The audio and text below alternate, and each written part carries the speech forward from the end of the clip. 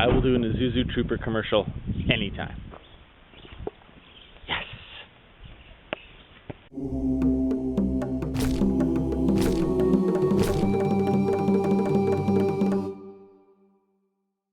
So you want to buy an archaeological vehicle.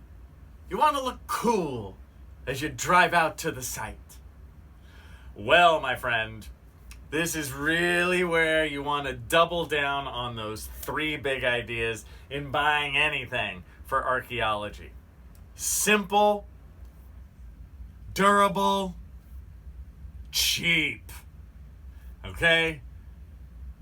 Absolutely go with that. There's no reason to spend a ton of money on a car for archaeology. And honestly, just about anything will work. I've seen people do some amazing things with a Honda Accord in the middle of a muddy nowhere zone. So don't worry about that so much. We want to get back to just sort of simple and durable, right? And not spend very much money. For me, I love really old Isuzu Troopers. Now, I'll post a link to an article I wrote, just a blog article that I wrote on sort of ode to the Isuzu Trooper, especially the early ones from the late 80s and early 90s. They do just about everything right. Now, do I recommend that for you today? No. Because I've owned them for years. I know them. I work on them. But I would not buy an Isuzu Trooper, especially one that I like, today because it's too old. The perfect car for archaeology. Not only is it simple, durable, and cheap, but I would also say it should be about 10 years old. Get as good a gas mileage as you can, reasonably. And be not too big and not too small. So a mid-sized, vaguely truck-like vehicle. Off the top of my head, I would say things like an older Nissan Xterra. That could work. Definitely with a smaller engine. If you ever have a choice on engine size, smaller. Because it'll get better gas mileage. It has more than enough power. It's most likely a bit simpler, the smaller engine, right? So I'd go Nissan Xterra. I could also see an older Jeep Cherokee working for that. Jeep is classically not a great brand for these kind of things, but I've seen people have success with that. Pickup trucks are really great here. Again, 10-year-old Ford F-150, Chevy 1500, right? We're talking, these are full-size trucks, but they're sort of the lightest of the full-size.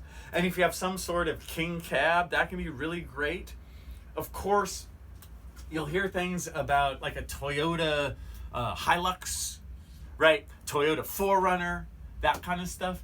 Those are great. I mean, a Toyota 4Runner is really nice, but expensive. They hold their value almost too well. You can do better for your money.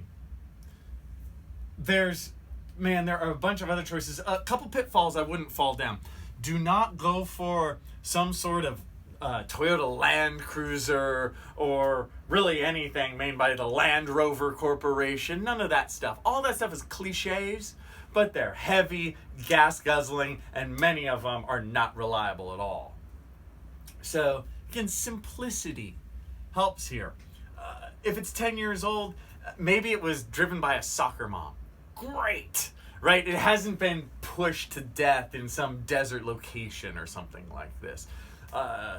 Get the lowest model of any vehicle you find, meaning, don't get the extra special deluxe seats with the leather because it's just going to get stinky and disgusting.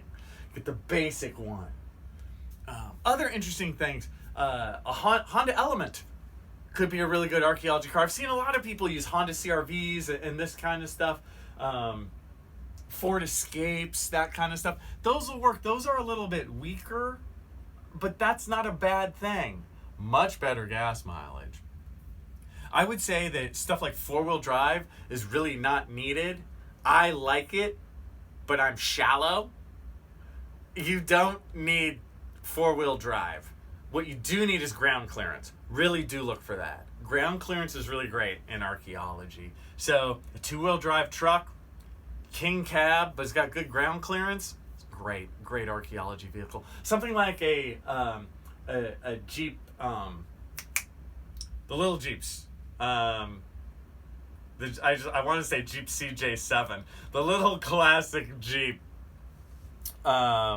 is too small, right? You don't want the classic Jeep. Too small.